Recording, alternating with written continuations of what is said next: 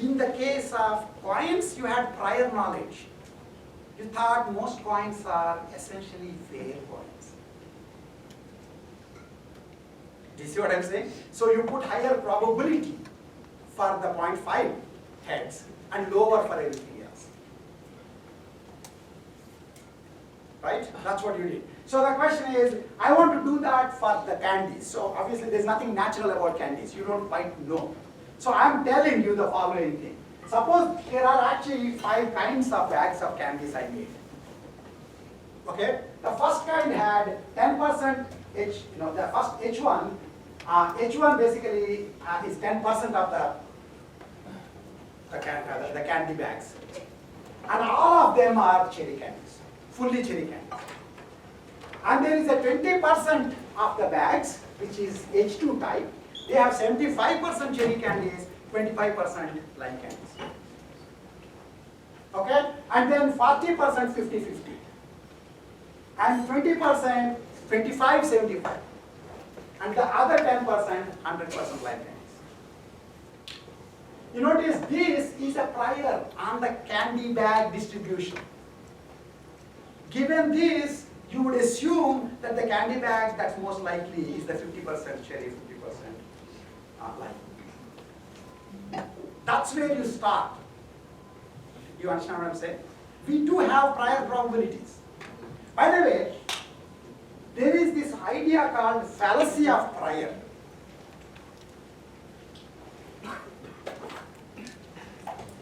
Which many of you do. One day in the middle of the night you wake up. You find that you have a weird itch somewhere here. And then a slight discharge from somewhere here. Google is there. You ask Google, what are all the diseases where I will get this weird itch here and a slight bit of discharge here. And Google will tell you Ebola can cause this, red fever can cause this, blue fever can cause this, and lunar rock fever can cause this. And you say, my God, must be lunar rock fever. You see what I'm saying? The reason you are a bozo, and then so you then go to the doctor. This is what the medical advertisements tell you. If you are in the evening, you're watching these TV shows. Go tell your doctor that you have this problem, so that they'll give you the medicine that we tell you. Okay, so you go and say, doctor, I have the lunar fever, and then a doctor basically says, okay, you will get the lunar candy. But the point is, the reason this fallacy occurs is it is true that when the lunar fever occurs, you get this kind of funny itch and a slight discharge here. But in Tempe, the probability that a random person has lunar fever is 10 power minus 7. You see what I'm saying? On the other hand, in Tempe, on Fridays, a college student has alcohol poisoning is more like 10 power minus 1. You see what I'm saying? So that's a more likely hypothesis that causes this particular problem. But you just go with the lunar one because that looks more interesting. You see what I'm saying? And that's fallacy of prior. That's because sometimes people don't know what is the prior probability of diseases that are occurring in that particular disease. Now notice, as I'm talking, I went from guy, you do want to start a new class right after this. You will all join your class. Okay. So basically, the point here is that we already went from learning about hypotheses to diagnosing diseases. It's as if there's no difference, which is where I'm going, because learning is reason. Okay? So anyway, so you have this situation, this is your prior, and I picked up an arbitrary candy bag, and I start picking candies from the bag. These are the candies that are coming out from the bag. Cherry, cherry, cherry, cherry, cherry. My question is, after the first cherry, what is the posterior probabilities? After the second cherry, what's the posterior probabilities of the hypothesis, etc. Okay? So if you look at that, so by the way, it's actually useful to kind of find out what kind of a bag is it, is one question you have. And what flavor will the next candy be is the other question we have. Remember, all your life you take statistics and probability or probability and statistics courses? Which is which? You didn't ask. You didn't ask. You just said, give me a grade. I said, PNS. And be done with it. From statistical perspective, figuring out what kind of bag it is statistics. Knowing the bag, figuring out what the probability of the next candy is inference. Is probability.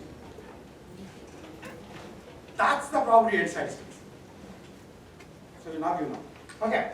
But so full Bayesian learning essentially says I will assume that there are hypothesis variables h1 to hm. For now I'll think in terms of discrete hypothesis h1 to hm. And there is a prior on them. Bianchi put a prior on them, P of h. Okay? And as the observations come, data is observations. Newer data is coming. For each data, you can compute the posterior probability of h given d1, h given d1, d2, h given d1, d2, d3, h given d1 all the way to dn. That's just Bayes' rule application. And to do that, you say pH given D is nothing but PD given H times pH. Right? And where is this alpha coming from? Because I have to put a dot divided by P of D, probability of data. Nobody wants probability of data, nobody wants probability of evidence. They normalize the heck out of it and put an alpha next. Remember I told you, everybody they see alpha. You have to assume that that's just done without asking, without explaining to it. Okay. So probability of H given D is nothing but probability of D given H times prior probability of H. I assume I know the prior probability of H, and I should know, given the hypothesis, what is the data probability. That should not be hard at all, right? Because if I were saying that I am in a 25% cherry, 75% lime bag, which is basically hypothesis 4, then probability that I will see a lime next is 0.75. Right?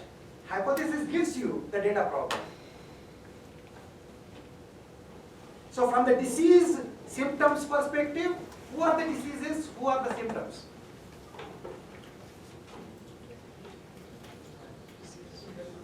Hypotheses are diseases. Symptoms are data. Which is a great analogy. It's a great analogy to keep in mind. And it also makes you realize that learning and reasoning are the same. Okay? But continuing along. Okay, so continuing along. So to basically where D, now P D given HI is called the likelihood, that is data likelihood given the hypothesis. Now this is to basically compute, this is how you compute the posterior distribution. By the way, you guys will be passed along attendance sheets that are hard copy this time because we're doing a sanity check. There are some problems with the way that is taken. So you should basically write your name and student ID and signature. They will just pass through and then do it. Okay. So this is to compute the posterior probability. This is to compute the posterior probability. And having computed this, now I have a posterior probability distribution over the hypothesis. I can then compute the new data point given previous data is nothing but new data point given previous data and the hypothesis times probability of hypothesis given data sum over all the hypotheses. This is essentially, you are assuming hypothesis is an intermediate variable between the prior data and the current data. You see what I'm saying? The prior data is causing hypothesis, sort of, which is causing the next data. And there could be multiple hypotheses that explain the prior data, and each of them will give different weights to the next data point. Use integrate. If you go from continuous probability distributions, you would have done the integration. Here you do the summation. That's what Bayesian inference would be here. I mean, Bayesian learning would be. So if you had just one hypothesis, you just apply that hypothesis to the data point to figure out what its label is. Here you have to consider what every hypothesis says about this data point, multiplied by the probability of that hypothesis using the Bayes rule. That's what this guy is doing. Okay? So this is a weighted summation, weighted voting. So by the way, many of you, some of you again who may have done the kind of learnings in the background, in other cases, you may have heard of something called ensemble learning. Ensemble learning is, you really should be doing Bayesian learning, which is completely ensemble learning. But you decided to do only single hypothesis learning, which we will get to, called maximum likelihood learning. And then you started having bias remorse, and you started having a few more hypotheses around. That would be ensemble learning. That's like you realizing that you lost heaven and trying to go live. Okay? So everything important in machine learning is trying to get back to basics. That's a very useful thing to keep in mind. Okay, so next, this is how the distributions look. So as the data points, as the next and next and next lines come, these are showing, individual lines are showing the probability, posterior probability of each of the hypotheses. Notice that all the posterior probability started here, the prior probability is here. That's exactly like 0.25, 0.5, 0.1. Just like we put it, right? So there's 0.1, 0.2, 0.4, and that's the way the prior probability is. But as the lines keep coming, you will slowly reach the inescapable conclusion in the limit that you're stuck with a Lyman bag. In the limit. But for small data case, everything is still in play. You see what I'm saying? You never get to be forced to pick a random guy.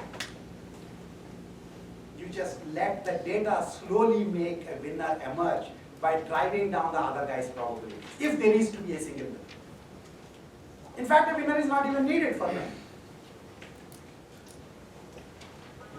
Okay? So in particular, the way to look at this is after posterior distribution, after seeing the first 4 samples, is this. So in fact, the posterior distribution is a computed data after data after data. Okay? Now, if I happen to have the posterior distribution, then I can predict as I'm seeing. This is this nonsense about denominator. All of you know CAR RNNs, right? This is the sad part that some of you people know versions of this, like CAR RNN or recurrent neural networks, where you try to predict the next character, having read the first few characters. That's basically, they're doing it unfortunately in the maximum likelihood way. Okay? But here, you can do the same thing. After seeing 2 cherries, what is your probability that the next one will be a cherry? After seeing 3 cherries, what's your probability that the next one will be a cherry? After seeing 4 cherries, what's the probability that the next one will be a cherry? In fact, since it's a binary classification, if I just know the probability of the cherry, 1 minus that is the probability of the line. Right? But really what is happening here is you have distribution over the output variable too. It's just a binary variable, so I just track one probability. So in particular, how did I compute that? Basically, I computed it using this.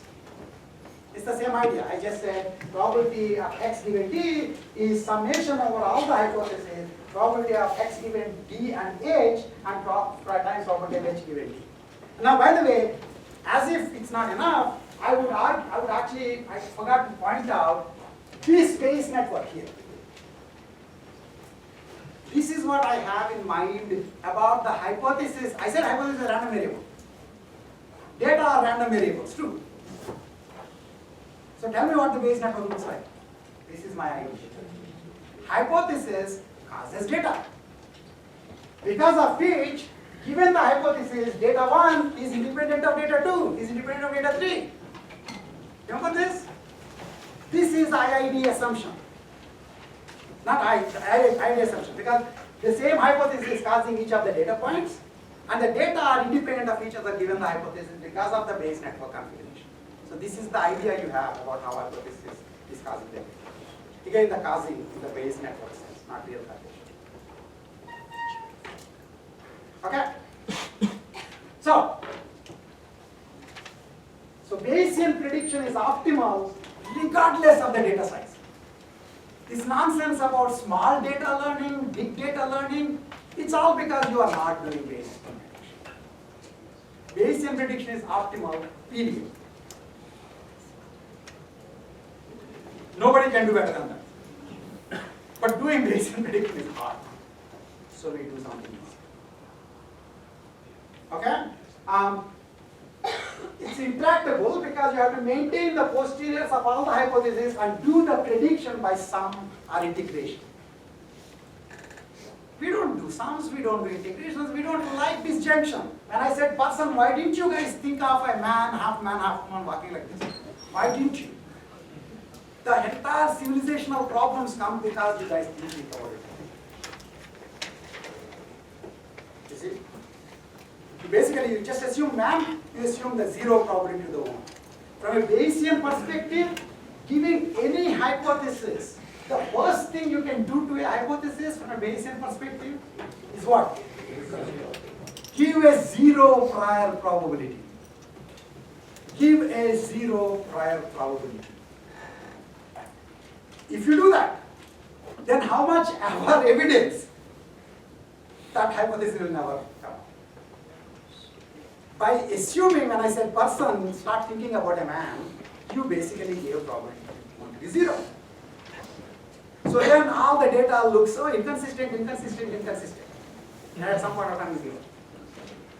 Whereas if you kept the disjunction and you computed the probabilities, which is what you should be doing, but we won't, you would have this problem. Which leads us to a joke.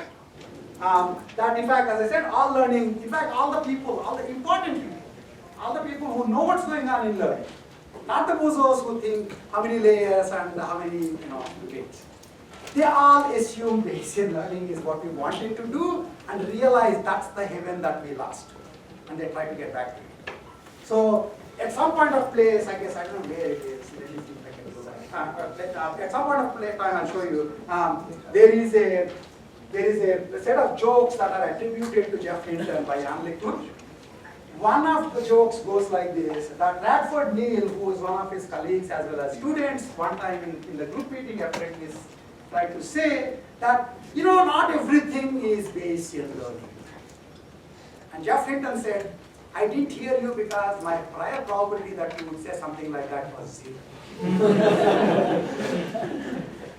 See, you laugh now because you understood. You just thought it's a good past now. But anyway, so this is Bayesian learning. Bayesian learning is an oxymoron. There is no learning. It's just inference. Okay? You don't learn as in commit to a single hypothesis.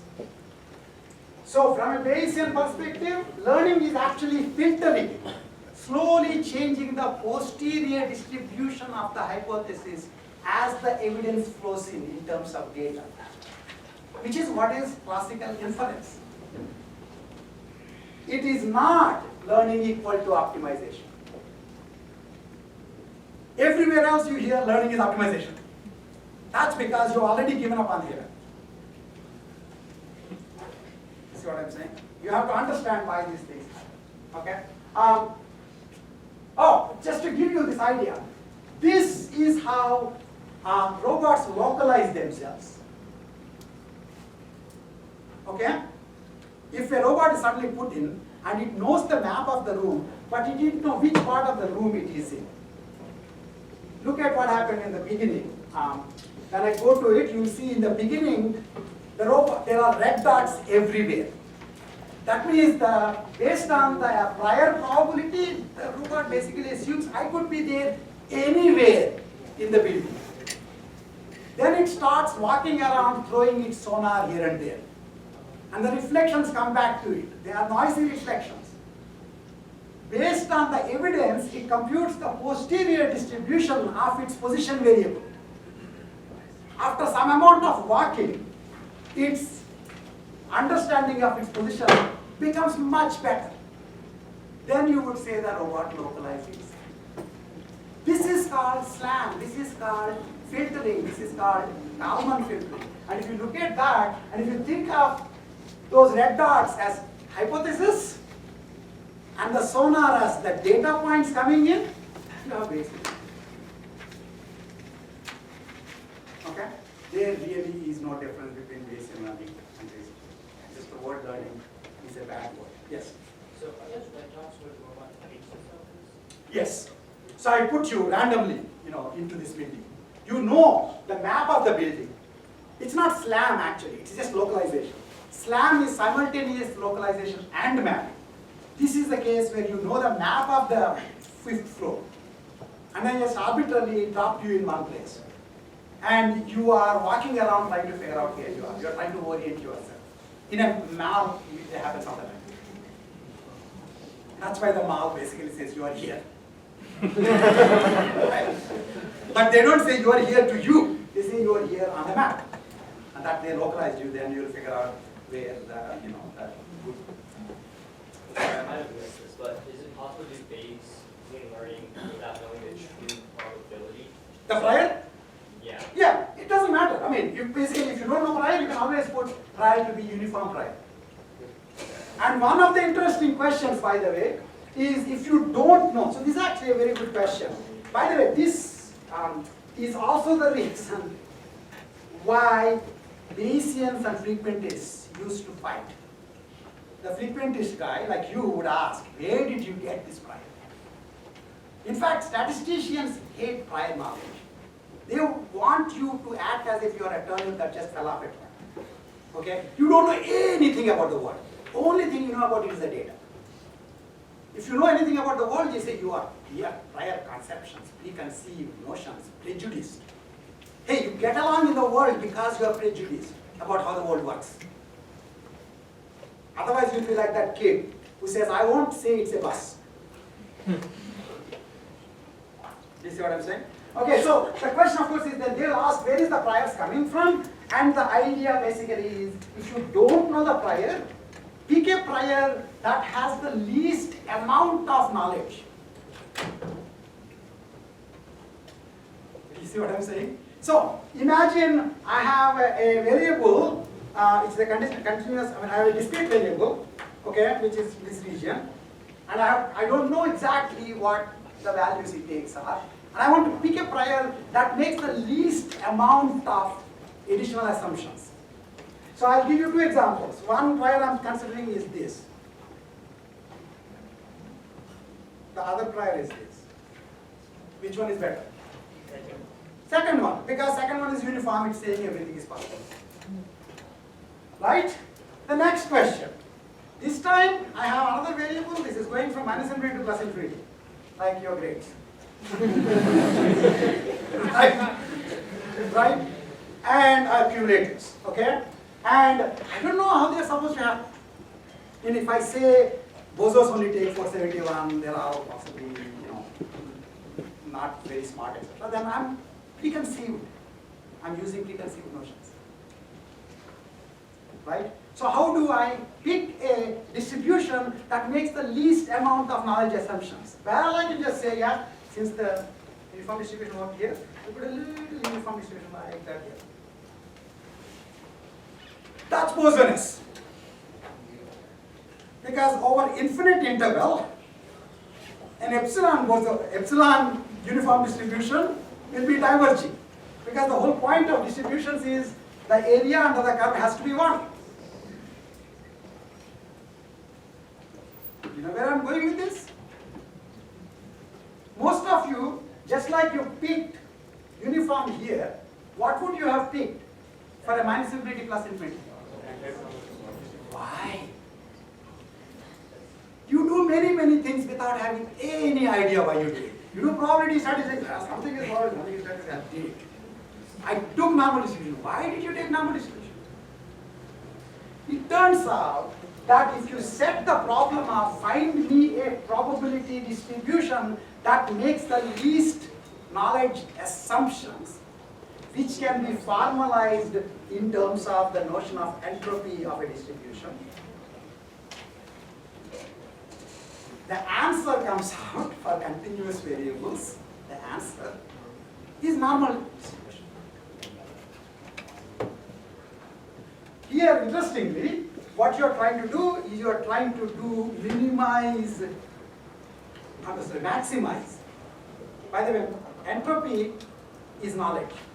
If it's low entropy, that means there is structure in the world. If you don't want to assume anything, you have to assume maximum entropy. So you are trying to maximize entropy.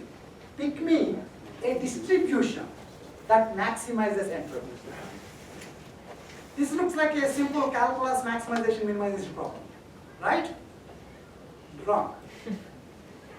Because I'm asking for a function, not a value of an x, but a function that minimizes or maximizes an object.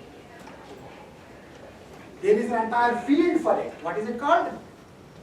It's calculus of calculus of variations.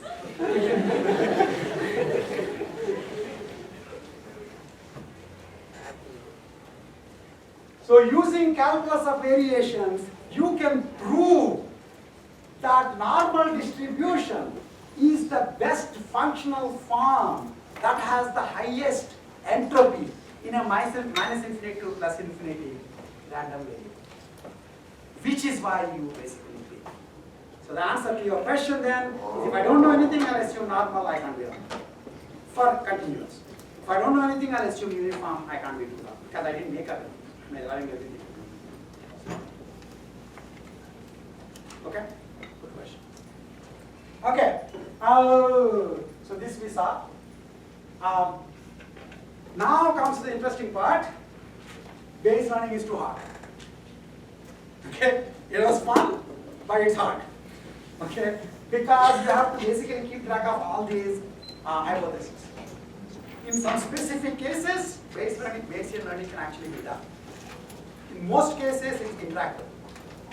Bayesian learning being the inference over continuous random variables is basically what Bayesian learning is. And that would be interactive. So what you will have to then do, actually, there are two things. First, you basically, before we end the class, I will get you to the high order, basically very bad simplification of Bayesian learning, one of which corresponds to maximum a posteriori, and another corresponds to maximum likelihood. But before going there, I'll say that people who remember the heaven and are basically unhappy with how the maximum likelihood learning is going will try to come up with ideas that will approximate what was lost. Sounding like a pastor. Okay? And it turns out some of the great ideas that you heard, they drop out.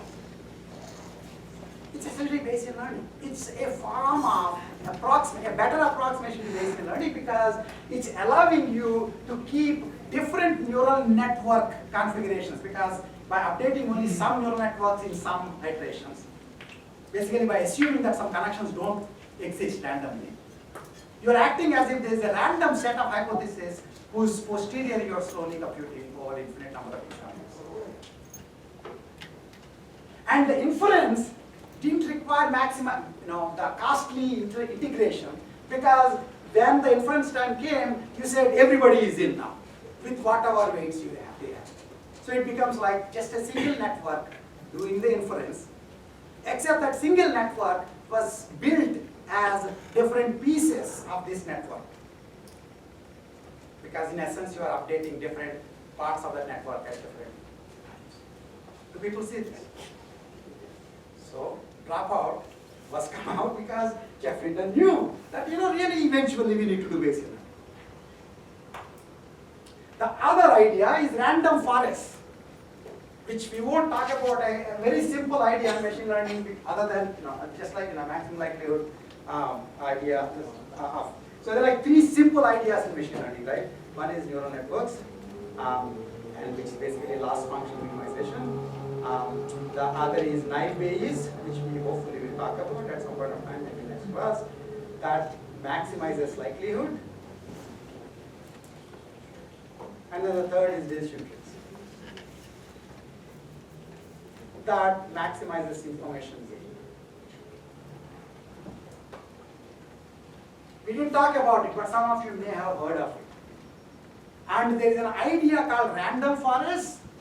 Decision trees by themselves are not great, but an idea called random forest says essentially train a huge number of decision trees by randomly picking the features which you consider introducing into the decision tree at every iteration.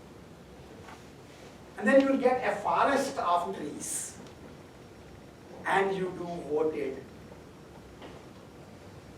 labeling for the new cells. That's random forest. It is random forest. Okay, and similarly, ideas like regularization will also be can also be got back to Bayesian. So the last thing I want to say in the regular part, and then in the extended part, actually we'll do some plug and check in terms of doing Bayes network parameter computation. Okay. The last thing I want to do in the regular part is I can do some max. Basically, I'm stuck with this, right? This is my problem. If I have too many hypotheses, not only do I have to compute the posterior of those hypotheses, I have to integrate over those hypotheses to figure out the label of the incoming examples. Summation integration are hard. Two simple ideas for approximating a big sum or a big integration. Sum is nothing but an integration in this case. If you're trying to approximate a big sum, try to look for the maximal element in that sum and say that maximal element is basically as good as this. Not really, but kind of. Okay, what do you have now? Okay. What? You died completely? I gotta calm down actually. Oh, nice.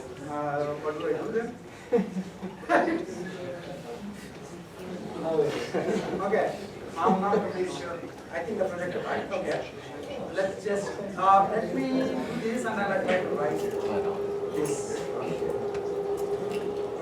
And then we'll get out of this.